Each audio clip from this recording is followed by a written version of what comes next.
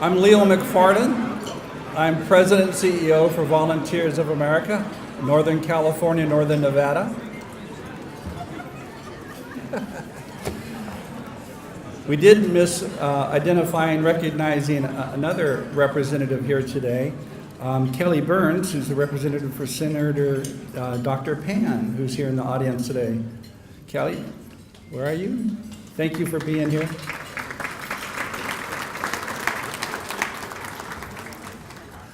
So this morning, many of you have had the opportunity at your tables to engage with experts in topics on homelessness, addiction, incarceration, moral injury, and foster care. They are experts in those fields because they have firsthand experience, personally, or through their work at Volunteers of America.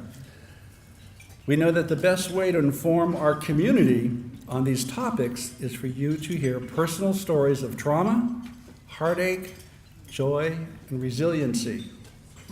Today we will do a deeper dive into the many causes of homelessness and the despair that affect so many. But we will also celebrate the successes of individuals who overcame the trauma that led to their journey into homelessness. Our goal today and every day is to instill hope for those experiencing hopelessness. And that is exactly what you are doing by being here today for our 18th annual Shelter from the Storm breakfast. Hope starts here with our supporters and partners, and all of you are supporters and partners. And I was also excited to see so many first-timers here today. That's very impressive. Thank you for all the first-timers that are here today. I very much appreciate it. Each of you have supported our ongoing mission through your investment of time, money, and volunteer efforts for your personal and corporate investment in our mission, and I say thank you. I want to thank City Council members, special thanks to City Council member Jeff Harris for joining us today because Jeff is a real catalyst for change in our community. We are all working together providing solutions to end homelessness. 2 days ago, we concluded the operation of our city's first low-barrier triage shelter. After 15 months of operation, 680 men and women and many disabled seniors who were thought to have been shelter-resistant proved they were not.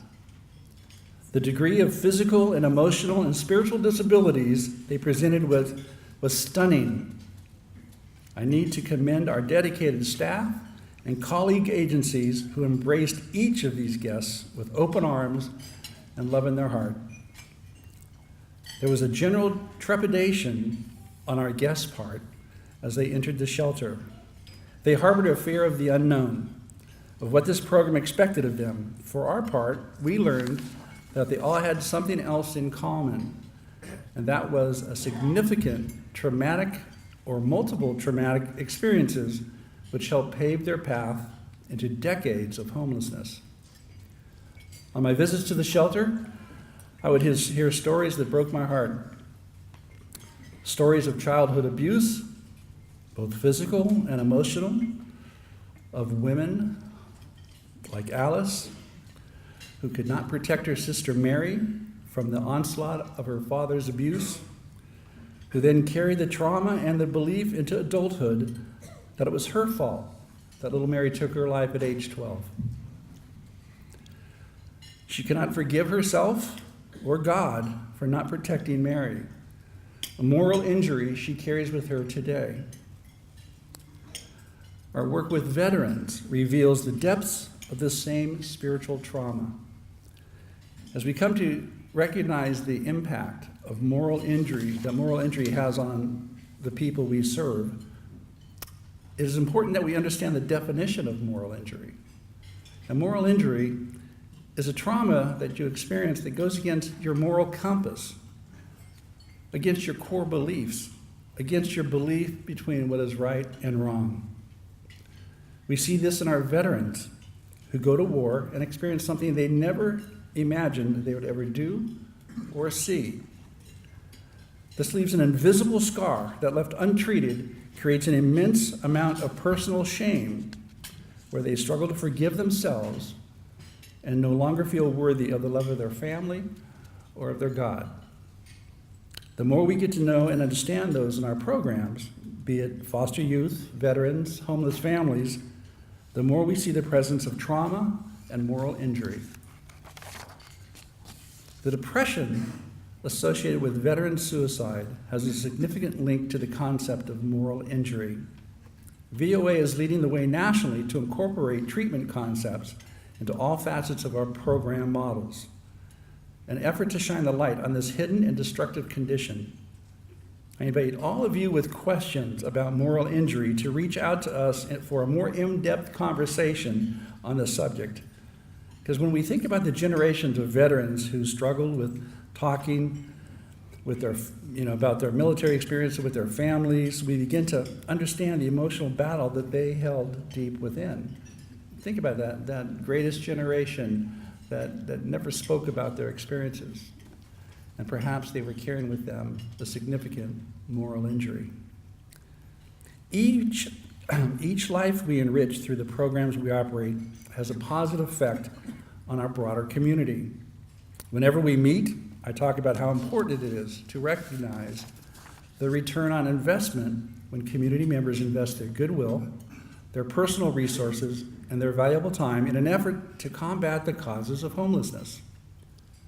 Because we know that left on the streets, it is costing anywhere between $50,000 and $100,000 a year per person as they migrate in and out of the ER, through our legal system, impacting our parks and trails, and with no positive return on investment. VOA has one of the most successful models in the state, and I will claim in the country, and that's the Mather Community Campus. I think we have about 40 people here for the Mather Community Campus. Am I right? Best program in the country. So here, over 350 men, women, and children reside in a transitional housing community focused on employment and recovery, in which 150 people and/or households a year complete the program, and 96% leave homelessness with increased income and employment. The one-time investment in one person is $25,000, but the return is priceless. I think everyone in this room would agree that having a healthy, drug-free, employed, tax-paying, and housed person is what we need to do more of, right?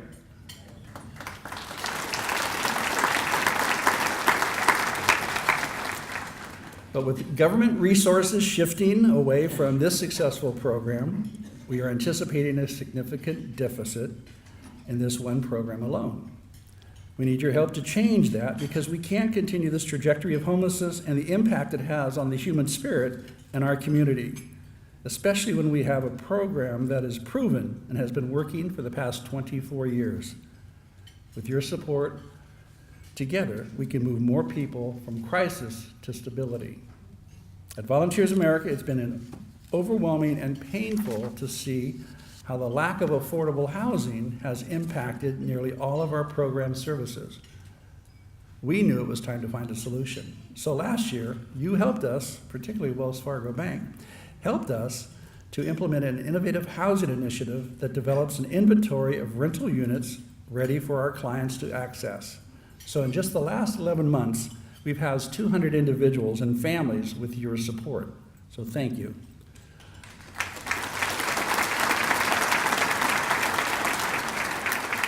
So of course, none of our work is possible without you. You have to honestly believe that. You have to honestly know that we cannot do the work we do without all of you, whether it is with your treasure, with your time, or just your understanding of what we do. So when you're talking in the community, you're talking about solutions to homelessness, we have to understand there is a solution to homelessness, and believe that fact, because it plays out every single day in our programs.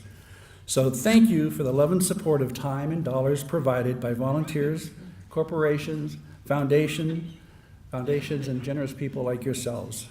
This year alone, it takes $2 million to help bridge the funding gap between what government provides and the true cost of our life-changing programs.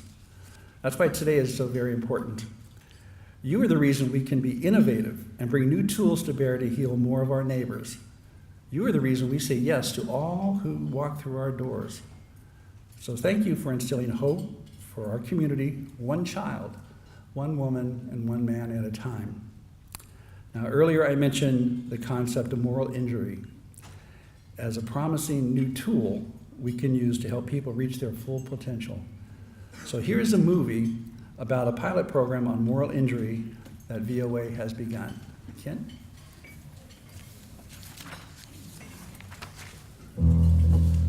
It's a lot of people that has just went through the ringer of life. You can look at some people and there's a blank stare.